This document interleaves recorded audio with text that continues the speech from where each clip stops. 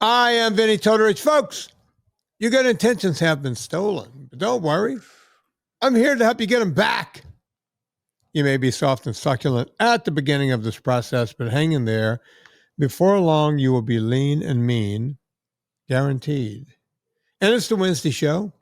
He comes in 1 week after the next, and we can't get him to stop. I'm talking about the beautiful Mr. Chris Shaffer. Yeah. How's it going, man? I think that's the first time someone has called me beautiful, and I will take that. And You are so beautiful to me. am I the only one who can only think of Little Rascals anytime they hear that song? Is that just me? Why the Little Rascals? Isn't that what he sings to the girl in Little No. Rascal? That song wasn't even available back then. What's the movie? And Joe Cocker wasn't alive. No, the Whoopi version I've never of Little Rascals. Yes. Yeah. No idea. Alfalfa. Yeah, it's hard to believe he's dead. You know, I remember I was hanging around with one of my really fancy clients, a guy that's in the music business, a big wig, and we were training one morning, and he came in and he was like all upset. Like he was like, I was like, "Hey man," the guy's name was Matt. Matt, what's going on? And he goes, "Not for public consumption, but Joe Cocker, a guy who he had produced a lot of times, that kind of thing." He goes, "Joe Cocker's got cancer." I was like, "Oh, is he going to beat it?" And he goes, "No, he's going to die." And it was only like a couple of weeks after that. Like the world didn't really know. And then he was gone. Fucking cancer, man. Do you know what he had? I mean, that sounds real aggressive. He probably had it for a lot longer time than knowing him, probably lung cancer. He was a lifetime smoker. Can you look it up and find out? Yeah. But Joe Cocker was known for being on stage with a cigarette, if I remember right. Or that could have been the John Belushi version of Joe Cocker on stage. Lung cancer, yeah. Yeah. 2 packs a day. Yeah, until was he a big quit in time. 1991. Yeah. Yeah, you know, people, I remember that used to be a thing when I was a kid. It's like, are you a smoker? No, not really. I just smoke a half a pack to a pack a day. That wasn't considered a lot of cigarettes. People, like some people would say, nah, you know, are you a smoker? Nah, you know, just on the weekends when, you know. Yeah, if I have a couple drinks, I'll have a cigarette or 5. Yeah. Yeah. You know, Europeans are like that. If they're drinking, they'll just pull out cigarettes. It's like, oh, I didn't even know you were smoking. You smoke. It's like that here too. So, yeah. It goes hand in hand with, hey, I'm going to do one bad thing for my, oh, geez. Chris, keep the podcast going while I fix this. Well, it appears we lost Vinny. For those of you watching on YouTube, we just got to watch 5 minutes of Vinny's camera sensor going crazy.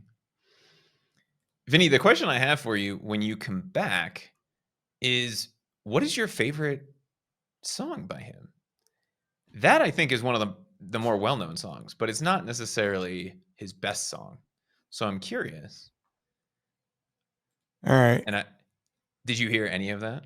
No, I had to take my ears out. I was asking what your favorite song by him is. Joe Cocker? Yeah. That one's up there. That one's definitely up there. I might have to go with that song. It's because it's so perfect. Over Unchain My Heart? Unchain My Heart.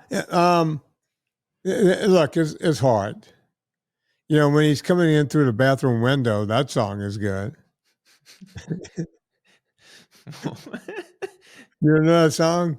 He's coming through the bathroom window. Oh, yeah. Well, then you have, Up Where We Belong. I'm trying to think what else. Don't You Love Me Anymore?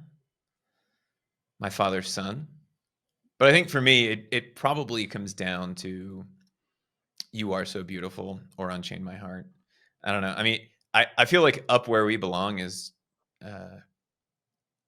more of the ladies' favorite just because it was Officer and a Gentleman, right? But Yeah. I don't know. But hang on. I mean, this is what you got to know about Joe Cocker right here. I'd love to know what those lyrics mean. She came in through the bathroom window. Wait, he wrote a song with Tupac? Probably. This I'll have to look up after we get off. But, The well, thing that hang on. She came in through a bathroom window, protected by a silver spoon. There was a lot of that in the '60s and '70s, right? Like the rich girl hanging out with the hippies. So the silver spoon meant, you had a rich daddy, but she was protected by the silver spoon, right? She was protected by daddy. But now she sucks her thumb and wonders by the banks of her own lagoon. Can you wrap your mind around those lyrics? cocaine is a hell of a drug? I don't know. Okay. So California Love was sampled from Woman to Woman. So there's chunks of California Love that took from Woman to Woman. Okay. That's new knowledge to me. The other thing, not that this is a Joe Cocker fan podcast, he's British, right? Yeah. Dude has a more bluesy voice, like Southern blues, than most people. Well, a lot of them, Like, they were all trying to copy Muddy Waters. That was the whole deal. And Muddy Waters ended up writing a song called "The Blues Had a Baby," and they call that baby rock and roll. I could get deep into music, and then we would have a health podcast here. I guess it's kind of like the Keith Urban thing, right? Like if you hear a Keith Urban song, you'd have no idea he was Australian until you hear him stop singing and start talking. Right. And then you're like, who is this guy? He grew up, his dad only played that kind of music in the house, so he was well steeped in Willie and Waylon and, Hank Sr. and Hank Jr. and, just, all of them, Bo Cephas and on and on and on. So that's all he ever heard. So he was able to mimic that. And, next thing you know, he's married to a British actress. Oh, no, she's Australian also, right? I think so. Well, she's Australian and New Zealand. Some sort of islander. What are we talking about today, Chris? So we got a couple different things, Vinny. Nicole Kidman is Australian. Okay. And American, apparently. Australian American. Yeah. As of recording this, one of the biggest conferences in the food and vitamin world was last week, right? Expo West. I think you've been, right? Anna was at it, and she talked about it on Monday, and this is coming out on Wednesday. So, but yeah, look, there was a time when we went there. But go on. I don't want to recap what Anna and I talked about. What do you have there? So we have a whole lot of stuff. Okay. But one of the things that came out of this is at Expo West, it's where most people launch their new products. Vinny, are you familiar with what steak bites are? I'm going to have to say no. I can guess. Like steak tips, I guess would be the other way that people would say it, right? You can get like frozen chunks of steak. Is it like burnt ends or what? No, it's kind of the leftovers of the steak, right? It's a cheaper way of getting steak for a lot of people. Our friends over at Impossible announced their new steak bites, meat from plants. How much is a 12-ounce? I don't know. What's kind of a middle of the road steak? Not a ribeye, but something. Sometimes I'll see like a strip on sale, for little or nothing. You like can how always, much? Like if you're getting a whole pound of it, like at Teeter's. it'll say somewhere between 950 and 1150, and that's a pound, and you usually buy like 8 ounces, so it's cheaper than that. How does $9 for 10 ounces sound to you? For a fake chemical laden food, that's Just not, in you can't general, buy right? Like if food. you can get a real steak, essentially double that amount. Well, no. Let's do this. You could get ground beef for little around $3, $4 on certain days. $3 or $4 for a pound, 16 ounces for $3, $4, and that's very nutritious. So to compare this that has no nutrition whatsoever at, what did you say, $10 for $8.99 is eight? their All right, so suggested let's retail. call it $9 for 10 ounces. That's $1 an ounce. Chris, do the math. Let's say your ground beef, you got the best in the world, is $5 for 16 ounces. What does that come to an ounce? 31 cents. Okay, and this is basically $1 an ounce. Yeah, it Do was the math. $8.99 for 10. So it's 89 cents, right? Almost 90 cents an ounce. Yeah. So it's So three three times. times more. Yeah. So look, I don't know how that company is still around. They've never made a dime. The stock loses money on top of money. Why? How is it still there? Who's paying? I sound like Jerry Seinfeld now. Who's paying for this? Why are we eating this? They're publicly traded, aren't they? Yeah, they are. Yeah, they are. So this is what I don't understand, right? And it must just be that they're out marketing everything. Because looking at this, if we just did the math and we're trying to get protein, we're looking at this from a protein perspective, Right. right? Because that's the only reason you'd be buying Impossible Foods steak bites anyway, unless you just want to try it for some god awful reason, right? Right. Why would we look at that as the protein option rather than anything else? It doesn't make sense to me. And the only thing that makes sense to me is the marketing push behind this. And what they said in their press release for this was they contain 21 grams of protein per serving. Now, they don't say how much a serving is in this article, but I'm assuming it's probably half of that, right? 5 ounces. Does that sound right to you? A 6 ounces? serving could be 4 ounces, I guess. But it's 10. It'd be weird to have like 2.5. I guess people do that. No, maybe not. Find out what a serving is. That should be easy enough. Steak bite meats from plants. But as I'm doing that, I want you to chew on this for a minute. So what they're saying is basically 65% of Americans eat plant-based foods because plant-based foods are healthy. And this came from a 2023 survey that says 65% of people assume that plant-based foods are healthy. I'm not sure where they got that number from, because when you actually look at the study, it was done by Kroger, and they said 51% think plant-based foods are healthier than animal-based foods, and 39% said they want to try to eat more plant-based foods because they think that they're healthier, right? You and I know that not to be true, but if that truly is the impression of the marketplace, whether it's 51 or 65, Right. is that the reason that they still exist? People are just throwing money because they know eventually 65% of the market will come around to this. Is that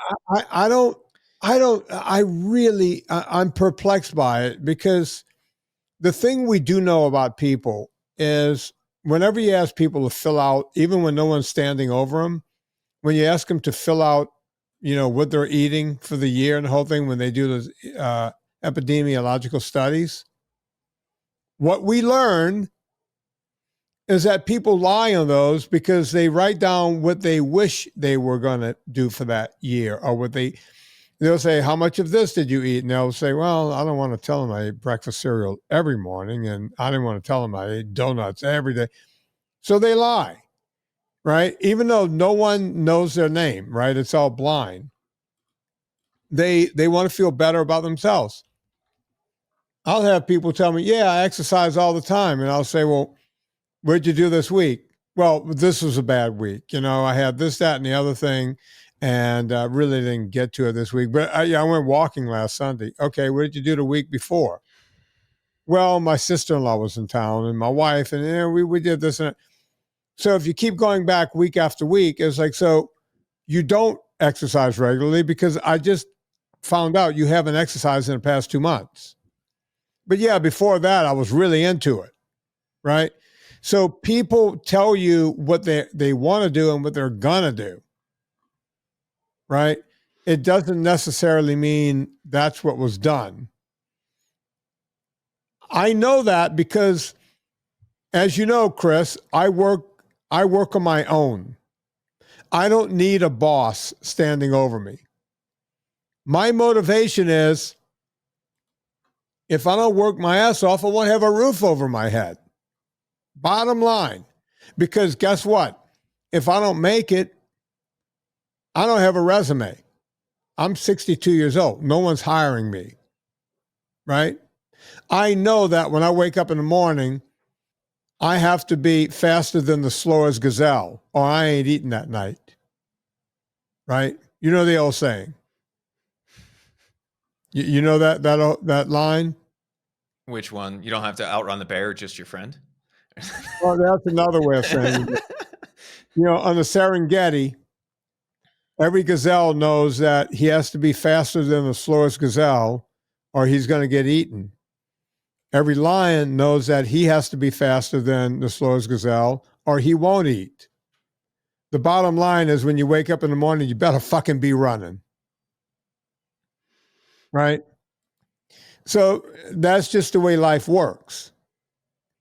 We always, when we're protected from anything, we don't think about what we have to do. We talk about what we could have done. Right? My brother Mark, who comes on the podcast, is a perfect example of that. He went down from, I don't know, 320, 330. I don't know where he was this last time, to 298. And he tells week in and week out, been stuck at 298, I'm plateaued. No, you're not. Vinnie, I'm doing everything. No, you're not, Mark, because you forget that you tell me all the other shit. Your wife mentions, oh, we went here, we had this, we had king cake, we went to the other place, we had drinks, we had wine, You don't think I hear it. I hear it. So when you want to have the conversation that you're doing everything right, I know you're not, because it ain't natural to be 6 feet tall and 298 pounds and not moving in a downward trajectory. It's just not right. That means you're not doing everything right.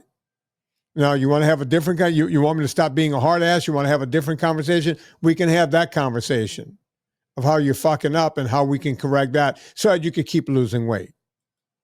Right? That's where I am. You see, you got me going off on a tangent here, but that's just the way it works, Chris. Right?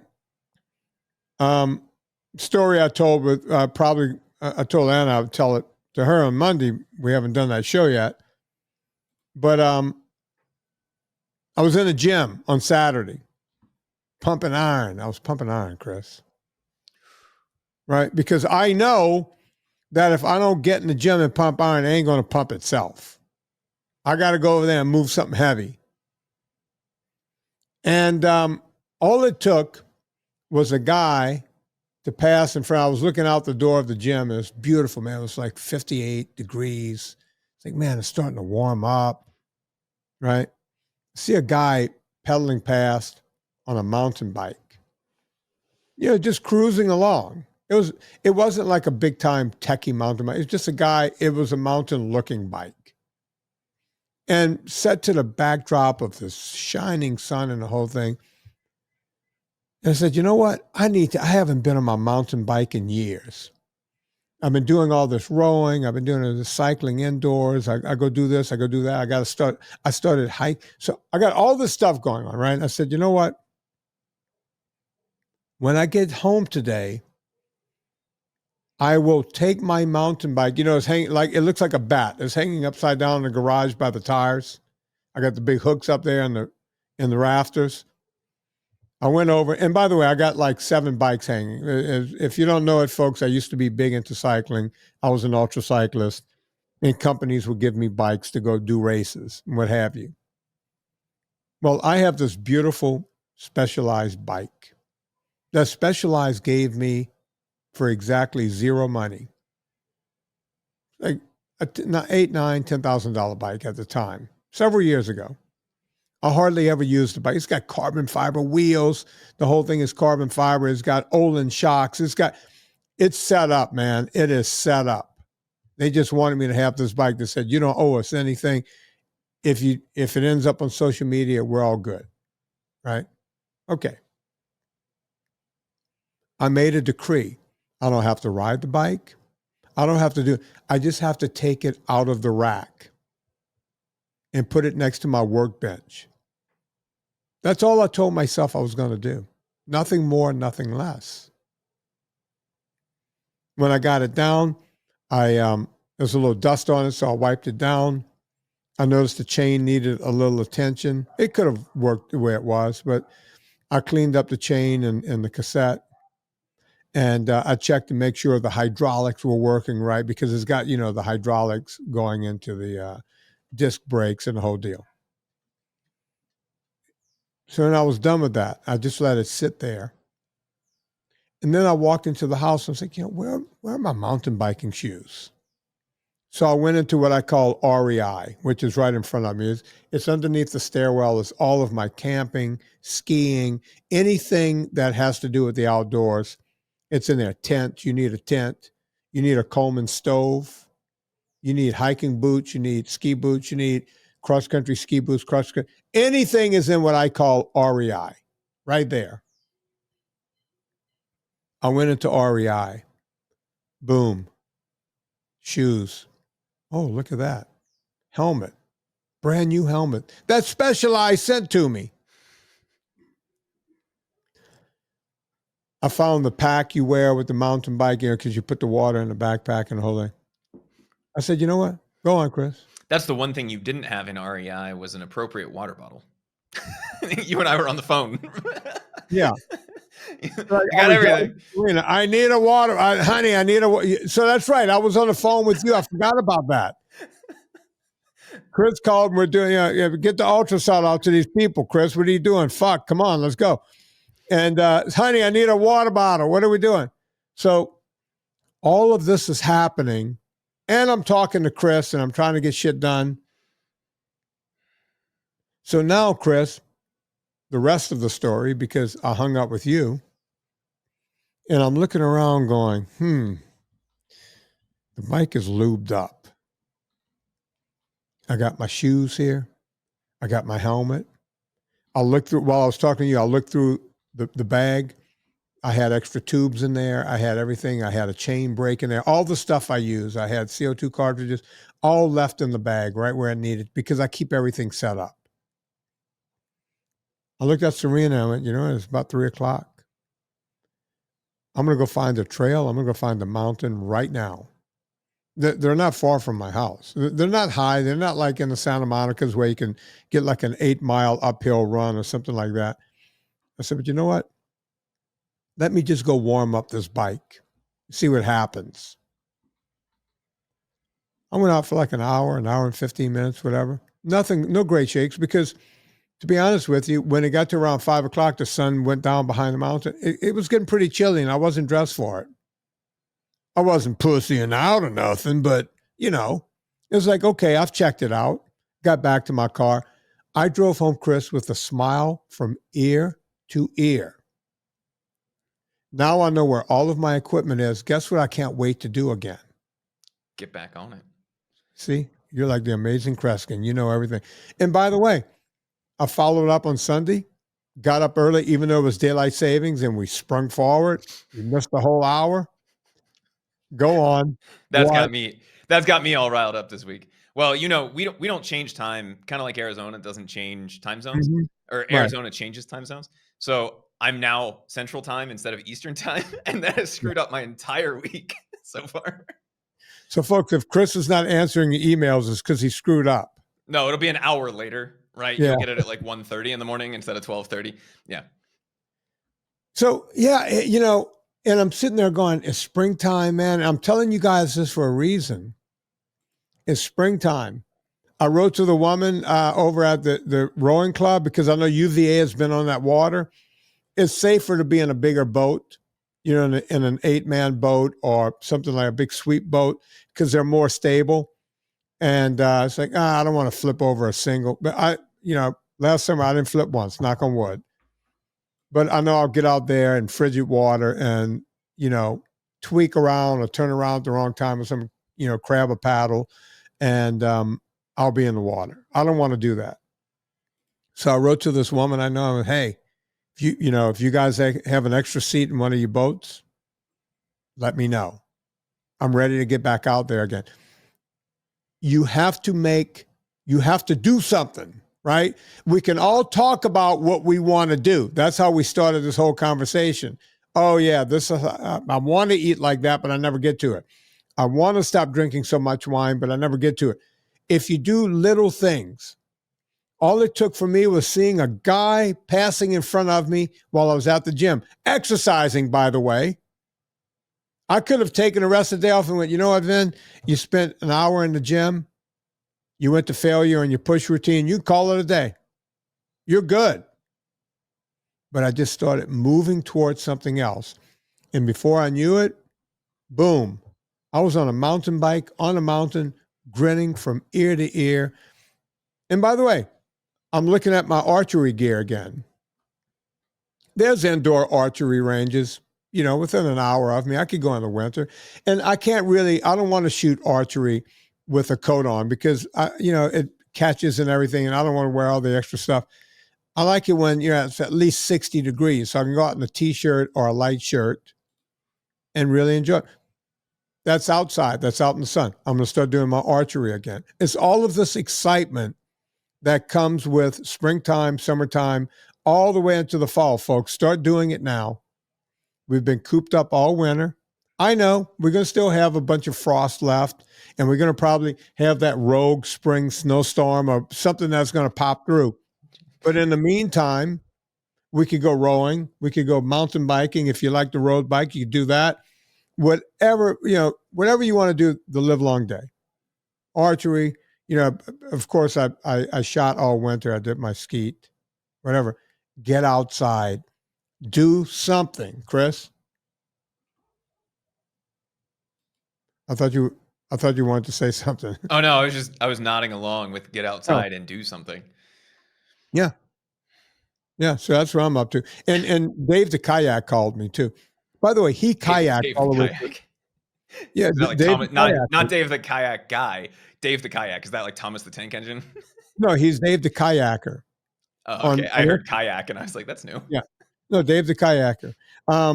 Dave, he trains all winter in the same thing where I go, but it's safer. You just take a wider kayak with a chine in it, something that won't flip over. But, I get a little too wimpy. Dave goes out there. He doesn't care about cold. I don't want to be cold. I put the kayaks away for the winter, but that's coming up too. I've been known to get in a rowboat for a couple hours, 90 minutes, 2 hours in the morning, get some lunch, rest a little bit, go back out, get in the kayak. One boat you sit backwards, the other one you get to see where you're going. It's fun. It's like, oh, I saw this morning in reverse. Right? Just go out on one, come back on the other. I know you guys are sitting there going, Vin, but do you have all the time in the world? No, we all have something called a weekend. Right? And I try, as Chris knows, we work on the weekends, but at some point I'll tell Chris, hey, I'm out of here for 2 hours. I got to go do something. Right? It's not about the weekend. It's about taking the time to take that small step. And you just said something that really resonated with me. One of the things that people really struggle with, and one of the things that a lot of people fall back on, is ordering food, right? Instead of cooking at home. Why is that? Oh, I don't have anything ready, right? I don't have everything that I need. Very simple way around that is to have meat in your freezer and just pick something, put it in the fridge at the beginning of the day. Guess what? It's defrosted by dinner time, and you have something sitting there ready to rock and roll. And there's a million of those little things that you can do to make your life better, whether it's the weekend, whether you're talking about exercise or a hobby, or just trying to eat a little bit better and not be as reliant on other people and other things. Those small things make a huge difference. And creating some of those habits for yourself and giving yourself permission to say, hey, if I take the chicken out of the refrigerator or out of the freezer and put it into the fridge, I don't have to use it today. I can use it tomorrow, right? If I go to the gym, I've gone to the gym. Right. Now I need to walk in. If I walk in and walk out, that's fine. No one's ever going to do that, right? Once you're there, you're going to get a set of something in, or you're going to take that next step. But you have to just take those small little things as the wins, and they will compound into much bigger things, whether it's cooking at home more because you have something sitting there ready and you don't want it to go to waste, whether it's going to the gym, whether it's getting out and doing the kayak thing or the mountain bike thing, whatever that is, becomes a lot easier to do because you set yourself up for success. You're not waiting until you're in that crunch time. Do I really want to go find my helmet? Do I want to find my boot? Do I want to find all of these things? Do I want to figure out what's for dinner? Or do I want to have something that's there ready for me to cook when I'm ready to cook? Well, Chris, think about what I said. I didn't say I'm going to go home and go mountain bike riding. The only commitment I made was to take the bike out of the rafters. That was it. I said, put it where I'm going to stumble over it, because if it's out of sight, it's going to still be out of mind. So I didn't say, you know what, I'm going mountain biking this afternoon. I said I was going to do one thing: take the bike out of the rafters, put it in front of my workbench so that I have to stumble on it. Once you do that, then you have step two. Now, let me just go clean it up a little bit. Let's get this chain in shape, right? There's a way of doing that. There's a whole process. I'm not going to get into that on this podcast, but I did that. That takes time, right? And then it was one thing after the other. And you just move one to the other until I looked at my watch and went, you know what? I originally thought, man, tomorrow morning, if the weather's still good, I can go out. That was my original thought. But as it turns out, I'd already committed to Serena to go on the 7-mile trek. We have this mountain that's a good 3-mile uphill. And of course, I have to start getting ready for my summer climb with none other than one Mr. Don, the billionaire Coddington. It's the billionaire Don Coddington's Friday, 5 o'clock. So I know I have that coming up. That's something else. So I went, you know what? I've already said I was going to do that. So I can't not do that. Right. And I'm glad, because the next day when we were hiking, the warmest it got was 36 degrees. It got cold overnight. I didn't want to mountain bike in 36 degrees, but I'm fine walking in 36 degrees. Right. So it all worked out. It all panned out. And by the way, you mentioned something about the gym. And I think I did an Instagram on this a long time ago. I have a rule. If I get to a day, some days you just get that lazy brain, or it's like, oh my God, I'm tired today and I've been working my ass off. I'm going to skip the gym. What I'll do on those days is I'll go, okay, all you have to do is get dressed in gym clothes, go to the gym, and do one set. It doesn't matter what you do. If it's push day, I might do one set of bench press. If it's squat day, I might do one set of leg press. If it's pull day, I might do one set of pull-ups or something. But the key is I'm giving myself permission after I get dressed and go to that gym to do one set, and I can walk out and say I did a complete workout. Not once have I ever gone in and stopped after that first set. And in some cases, it was the best workout I ever had. Right? It's like you leave there, you feel good, you're pumped, you did it, you got it done. But you have the permission to walk out. Now, there's been times where I was hurt or sick or something like that, and I'll get a few sets in, especially if my lower back is bothering me. And, I can't really do squats, so I'll do belt squats. I might do some lunges without weights and go, you know what, this back is really acting up. I'm having spasms. Okay, you're welcome to go home and try again another day. Because why screw it up when you could just rest it at that point and not be stupid, right? It's a difference between hurting yourself and just going, I'm not into it today, you can get yourself into it a lot easier than you would think, right? Becomes much easier if you set yourself up for that success, right? Whether it's eating, whether it's going to the gym, because you then have resistance the other way, right? The reason you started with step one of take it down and put it somewhere where I'm going to trip over it, I think the word you used was stumble, right? Yeah. Is because if you see it, then you know you will take action with it. If you take the chicken out of the freezer and you put it in the fridge, when you open that fridge door, you see that you have chicken there and you go, I should probably use that because I don't want to throw it away, right? It's the same thing. You're taking those small little steps to make the bigger changes. And it always works, right? And now I can't wait to go mountain biking again. It's like I found an old friend. It's really that simple. So there you have it. What else you got there, Chris? You got any articles or? So I have a few things that are linked together. So the rest of this Impossible Foods, which by the way, Vinny, 3 ounces is apparently a serving of beef. And that is also what they are using for the Impossible steak bites. So they're saying it's almost the same amount of protein. It's 21 versus 22, and it's 3 ounces. So there's 3.3 servings in a bag, I guess. But the rest of this article that was talking about this led me down a rabbit hole. Okay. Are you familiar with the NOVA classification of foods? I am not, no. So it's the 4 big groups, right? Unprocessed, processed ingredients, processed foods, and ultra processed foods. And Okay. one of the things that they commented here is these steak bites are launching as the current administration is ramping up classifying things under the NOVA classifications, right?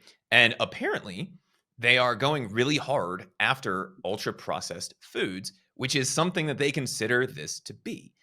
And so there's a couple things I wanted to talk about with this. First is it's kind of interesting to me that it took us this long to figure out these categories and start enforcing them places like schools. There's also some new labeling that's coming out. And I know how much you love keto certified and whatever, but there's a non-ultra processed verified badge that has come out. If you are beef, shouldn't you just get that automatically? Like, I'm not sure what you would have to demonstrate to show that you're not ultra processed if you're single ingredient foods, but it is what it is. The thing that tied this in with the NOVA classifications, 90 health groups and nutrition scientists last week penned an open letter to voice their concerns about the research effort to develop the next generation of NOVA classifications, right? So figuring out what should go under unprocessed, processed ingredients. So processed ingredients would be things like olive oil and coconut oil, right? Mm-hmm. Processed foods, which would be canned and pickles vegetables, and then ultra processed, which is pizza, ice cream, soda, impossible meat, all of those kinds of things. Given the history of people speaking out in the food environment, do you think that those 90 groups and top health scientists are potentially backed by somebody like I would go the 100% sugar yeah. industry, you know, and how they paid a bunch of scientists back in the 60s and 70s, the equivalent of like 50 grand or something, like not much money to demonize fat. Is it safe Right. to assume that they're potentially backed by somebody? Yeah, I would say if I look, as you know, I'm not a betting man, but if I was forced to bet, that's a bet I would put all my money on. Who do you think is behind them? Well, I would, I would think the big companies like Nabisco and just some of the bigger, It's not a bad guess. Coca-Cola, PepsiCo, Unilever, maybe. Yeah, Is the name Novo Nordisk ring a bell? yeah, that's a drug company. Yeah, that's who makes Ozempic. Yeah. So the company who makes Ozempic is trying to stop people from classifying foods as highly processed and ultra processed. They are now paying scientists to say that this is not a healthy way to think. It truly is. The truth is stranger than fiction in this case, right? I mean, Who would ever think that they were going that direction? It's mind-boggling to me, and It truly this is includes people like NYU professor Marion Nestle, which, I mean, if she's not associated with Nestle, I don't know. She's not. I've actually had her on the show, and she was none too happy to hear from me. She was on the show early on, and I thought she was going to be on my side on things, and she was pushing back and giving me the no, no, no. You know, she was giving me looks, and she could not wait to get off the show. And then I learned more about Marion Nestle later on. Actually, she pronounces her name Nestle, but it's spelled exactly like Nestle. So the guy that Carlos Montiero, who originally came up with the classification, is shocked and appalled that they are pushing this reclassification using his model.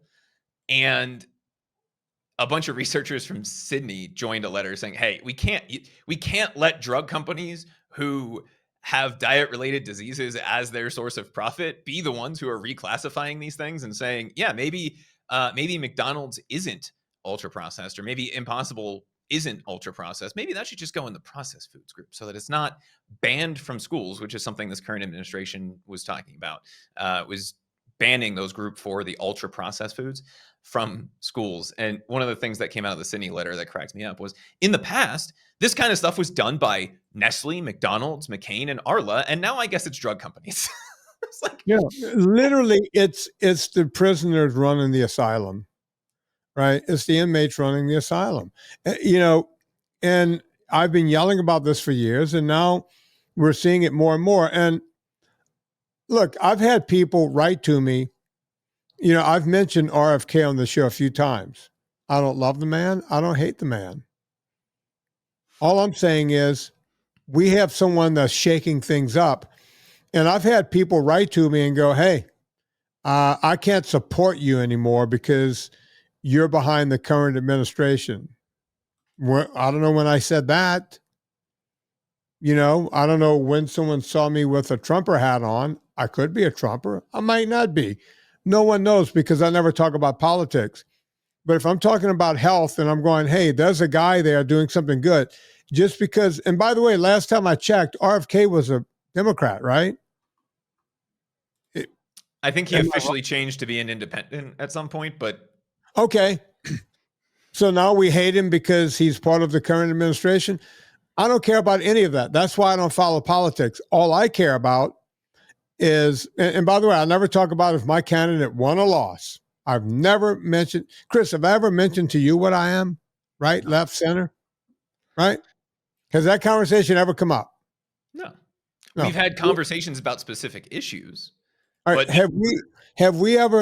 Have I ever asked you where you are on things? No. No.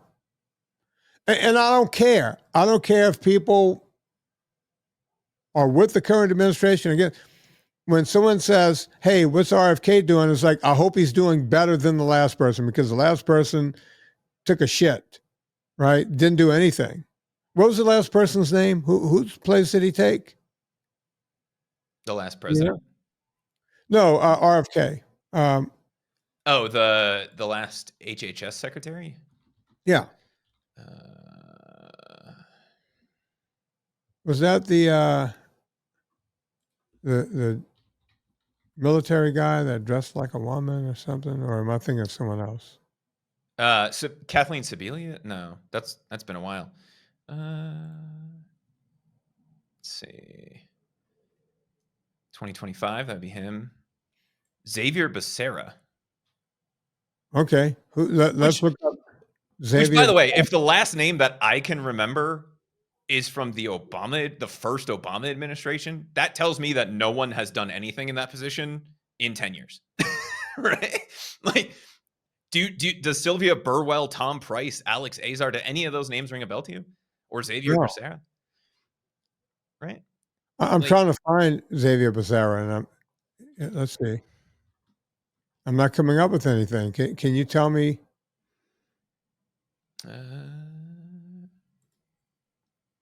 Sacramento, California.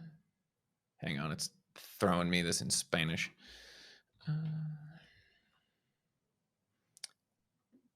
What do you want to know? I don't know if it's a dude or a woman. What did he or she do? Oh, Xavier. Xavier's a guy's name usually. He was a House of Representatives electee until 2017. He was on the Ways and Means Committee, the Hispanic Caucus, the Progressive Caucus. He ran for mayor in 2021 of LA, and he got 6% of the vote. Talked about running for Senate in 2020. Is considering running for governor of California in 2026. But he was the California Attorney General, and then he became, I guess, the Secretary of Health and Human Services. Okay. So career politician. Career politician. A guy who, from what I could tell, didn't do a whole lot. Right? Everything was moving in the wrong direction. And one guy comes in and he starts shaking things up, and people are telling me I'm getting political. No, I'm just happy that someone's shaking things up. I don't see what's wrong with that. Do you? No, and I think that's the thing that's important, because we're talking about all this doom and gloom, right? We're hearing all of these things, and I'm purposely bringing stories to rile Vinnie up, and I have one more here before we get this off. But Vinnie, before I share that one, there is some good news in all of this. Oh, thank you. What if I told you an 18-year-old kid from Philly was taking on big food? Okay. I'm happy. Have you heard this story? So I guess he filed a lawsuit in December in the Court of Common Pleas as an 18-year-old against Coca-Cola, Nestle, Kraft, Heinz, Mondelez, and 7 other companies, saying that their marketing to children is the equivalent of cigarette marketing to children in the 70s and early 80s. And it causes the same long-term health conditions. We've been yelling about that. Of course, we never did anything about that. Why did something happen to him to where, how did he become significant? I like it. I love where he's headed. So if you read through it, and I haven't read all 148 pages of the filing, but he was diagnosed with fatty liver disease and type 2 diabetes at 16 after consuming harmful levels of the ultra-processed foods, right? Going back to that last thing that we were talking about, the 4 classifications. And they're saying, look, these conditions did not exist in children before the mainstreaming of these products. It's the only thing that makes any sense. Sounds like it's a real uphill battle, and it's a personal thing for him. But the relation of that to, and saying, they're using the exact big tobacco playbook from the 70s and 80s. And you and I have talked about this in the past on the podcast. The marketing people and the scientists from those companies are now at the food companies, right? So it makes perfect sense. But it's kind of interesting to me that it takes an 18-year-old kid who's been affected by this to start at least trying to make change, right? We don't know if it's going to go anywhere. We don't know. It would be great if other kids jumped on and they made it a class action deal. Then that would give it more weight. Yeah. Right. So I would like to see something like that happen. Look, I've been yelling it from the rooftops for years, and I don't want credit for it. I just want it to change. So yeah, I'd be more than happy for that to change. The response from these companies has been interesting. The Consumer Brands Association, which, by the way, that just sounds Orwellian to me. That is the conglomeration, right? The marketing pack that all of these people pay into, came out, and their response to this sounds a little bit like Novo Nordisk. They said, we represent over 60 companies, including all but one of the defendants. And they launched a website to combat consumer confusion about ultra-processed foods. And their official statement, and this is in quotes, there is currently no agreed upon scientific definition of what constitutes ultra-processed foods. Attempting to classify foods as unhealthy simply because they are processed, or demonizing food by ignoring its nutrient content, misleads consumers and will do nothing but exacerbate health disparities.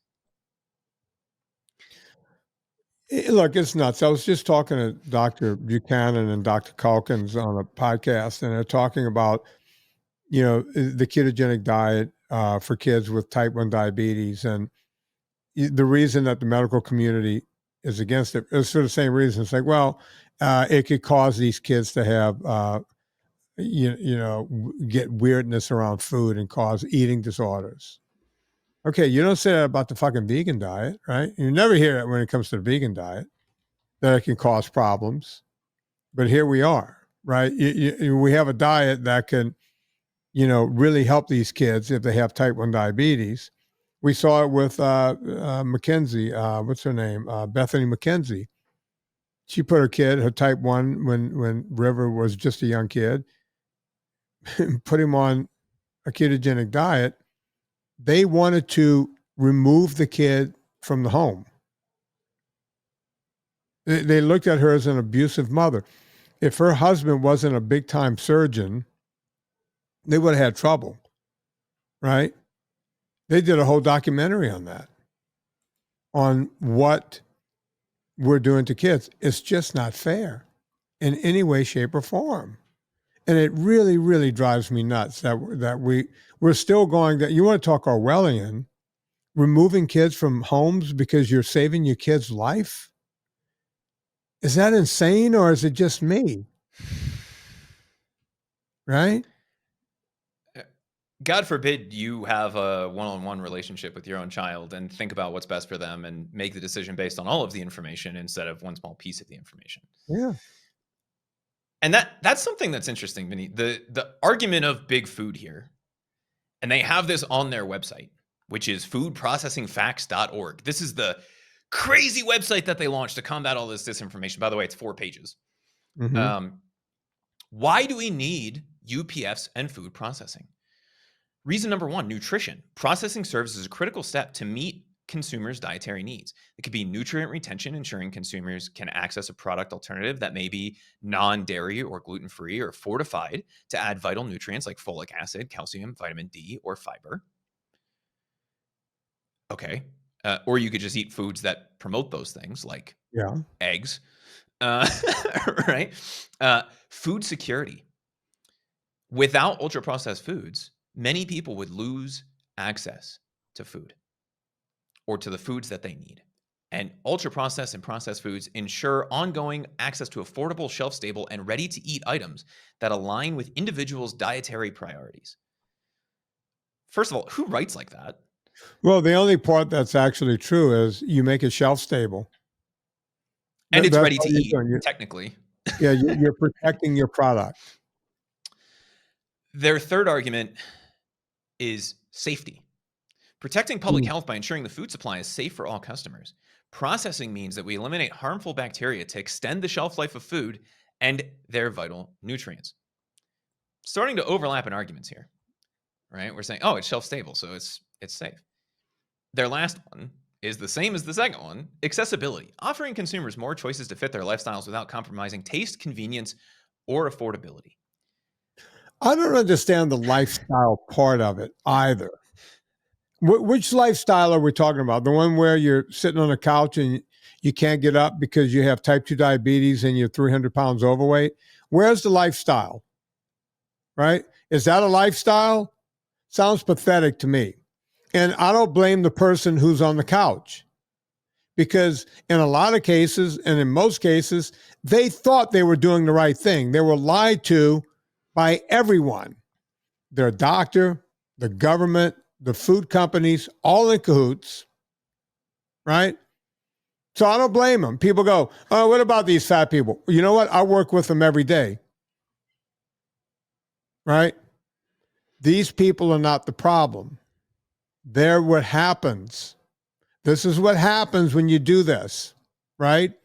They didn't know they were getting fat. Everybody I talk to will tell you, I thought SnackWells were healthy because they told us they were healthy. I can eat all the SnackWells I want because if you don't eat fat, you can't get fat.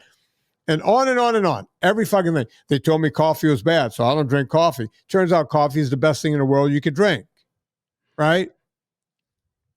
They told me stay away from saturated fat, so I did, and I ate more sugar.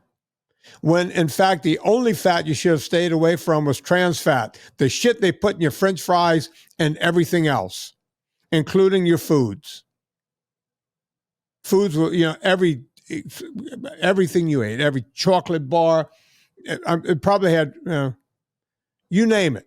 You name the food, they had trans fat in it. Right. And we're sitting there going, these people are lazy and they're the problem. No, they're not. I talk to these people every day. They're desperately trying to get rid of a problem. I've never shamed a fat person in my life because I know for a fact it's not their fault. I know that for a fact. I feel bad for them. That's why I'm here yelling. I don't need to be doing this, Chris. As you know, I do this podcast for free. I do not have to be here doing this. I do 3 shows a week because I'm trying to make people aware. So if I get a little animated every now and then and throw a few F words around, it's because I'm pissed. I'm pissed for you. Well, and you should be, because when people try to do the right thing, you're led astray very often. And that leads me to the final thing that I had queued up for today, Vinny. Oh, great. There's more? Oh, yes. And it's right along that highly processed foods line. This comes from VegNews, which gets about 600,000 unique visitors a month. So this is not a tiny little website. Okay. Right? 38 indulgent vegan snacks that you can find at any supermarket. Here we go. Now, when I say vegan snacks, obviously we can make the joke about Oreos. But if I am a vegan website, you would think I would lead with carrots, right? Maybe not carrots, maybe celery, maybe red beets, right? Something at least somewhat healthy. I was thinking oral copulation with Alexander Paul, but go on. That's not vegan. Oh, she's vegan. She's nothing but vegan. Right, but the rest of that would not be vegan. I've known that Right. girl for 30 some odd years. The first category on this list, chips, pretzels, and popcorn. The number 1 recommended vegan snack, Vinny, Pringles. You gotta be shitting me. I am not shitting you. I'm going to share my screen right now, and we're going to look at No, this list. no, don't do that, because then that's another thing I have to download for Debbie. Don't share it. I don't want to download 3 things. So all right, so Pringles. I didn't even know it was vegan.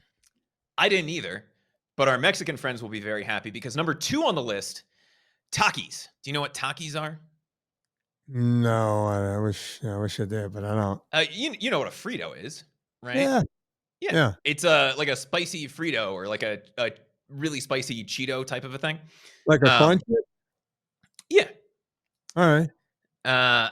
Some great flavors are vegan. Some flavors contain dairy, but Fuego is vegan friendly, and they have plenty of other vegan options. Thing number 3, Doritos. Are you reading from the lowest to the top, or are you taking the top? I'm taking 1 to 38, Vinny. I'm going from top to bottom. I just Right? want the top 5 or 10. So what's number 3? Doritos. Okay. Our friends Fritos come in at 4. Again, chemical shitstorm. Ruffles. Lay's. Snyder's of Hanover jalapeno pretzel pieces. Wait, hang on, Chris. Get past the chips. What comes after chips? Anything? Skinny Pop Original Popcorn. Hip Peas, which I guess is something that Leonardo DiCaprio invested in. It's a puffed chickpea snack. Oreos. Yum. Unfrosted Pop-Tarts, because frosted Pop-Tarts have dairy. Nutter Butter Bites. Lenny and Larry cookies, which you see everywhere in health food stores, right? I have no idea, but okay. Ritz crackers. They're in like the protein bar aisle. If you have a Whole Foods near you, you've probably seen them. He's got like the giant afro on it. They taste god awful. Ritz crackers, Triscuits, Wheat Thins. I'm just scrolling now. I'm skipping a bunch. Lindt vegan chocolate. Nature Valley, crunchy granola bars, Cliff bars, Lara bars, True bars, Fig bars, chocolate covered almonds. The last 4. Okay. Sorry, 5. Nuts, seaweed sheets, roasted chickpeas, baby carrots, cherry tomatoes, apple slices. You have to get to 29 out of 30. Before you got to a real food, to a nut. Yeah. Is it any wonder why we're confused and eating the least I'm just processed shocked things that- there? I'm shocked that ultra fat wasn't on the list. It's vegan. They might not know. They must not know. Chris, let me I write to want to be on that VegNews. vegan list next year. My favorite on here, Vinny. Solely organic pineapple fruit jerky. Didn't we used to call that dried fruit? Oh, so it's just pineapple, dried pineapple? I'm assuming. Let's look just to be. Oh, look, they have an Amazon link to it. Yeah, it's just dried pineapple in a stick instead of it being around. And that is now called fruit jerky. Amazing. Yeah. All right, I'm done. I can't do this anymore. Not today. I've had a long day. Chris, I thought you would enjoy that. And that just puts the nail in the coffin of saying, look, we have to be conscious of what's going in our bodies. We have to know. And if we focus on real foods, then you can avoid a lot of that. Even if you don't eat NSNG perfectly, if the things you're putting in your mouth are 1 or 2 ingredients and not 45 things, aren't water, soy protein isolate, sunflower oil, natural flavors, tapioca starch, yeast extract, yada, yada, yada, yada, that makes up the impossible steak bites, right? If you're eating beef, you're eating pineapple, you're eating, right? Whatever it is, if it's a single ingredient food, it's really hard to get fat from. If you're eating any of these other things, it becomes a lot easier. And the marketing behind it and the propaganda behind it is mind-boggling to me. And the further I went down that Nova rabbit hole, the more I saw just the repetition of the same things that our little 18-year-old friend from Pennsylvania saw, which is it's not easy, right? Everything is targeted to make us not eat this way and to eat the easy things or the more palatable things, which is the other argument from the big food companies, right? If we don't ultra process it, you won't like the way that it tastes. It's not as palatable. Right. Okay, eat something else. Steak is pretty palatable. Folks, if you missed the Monday show, go back because Anna just got back from the Expo, the health food. What's it called? Expo West. Expo West, yeah. Yeah, she just got back. I've been there before. We presented there with UltraFat a couple of years ago. It's a shit show. You wouldn't believe it. I'm sure, go back and listen to the Monday show. If you didn't hear it, you're going to learn a lot. Chris, is everything shipping on time? Is everything in stock over at Pure Vitamin Club? It is. Every now and again, I still get someone on Twitter going, hey, man, what the hell? Did you get the ones today, Braxton and someone else? Yep. Did you get in touch with them? Jackie and I were talking. Shout out to Jackie. And I said, I think USPS is going to be the death of me. I have a new favorite one for you, Vinny. Someone got a bottle of vitamins that looked like this. What is that? This is a lid right? or something. But the bottle of vitamins was this size. I don't know what kind of industrial press they ran it through, but it was not. They I have a picture of it. I'm like, all right. So if that's the level of stuff that we're dealing with right now, that's a good place to be. But look, someone said from the Facebook group, they go, hey, Vin, we know you're still having trouble. It's like, no, we're not having trouble anymore. Everything is shipping on time. But again, folks, when you're shipping out tens of thousands of products every single day, USPS is going to screw something up. Just let us know. Please don't be angry with us. It's not on us anymore. We're getting your product out on time. If something gets lost, it's not like it was when someone else was running the company and they were lying to you. It's because it got lost in the mail somewhere. That happens.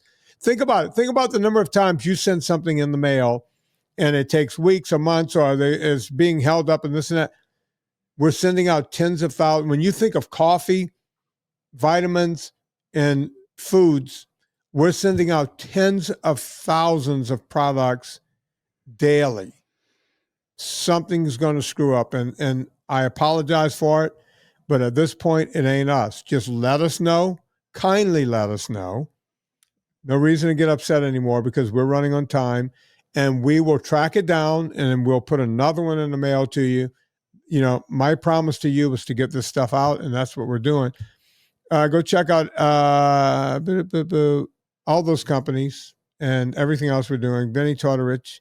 Go to VinnieTortorich.com before you go to Amazon. Click through the banner. It puts coal in our fire, gets our train down the track. Also, rate and review this podcast.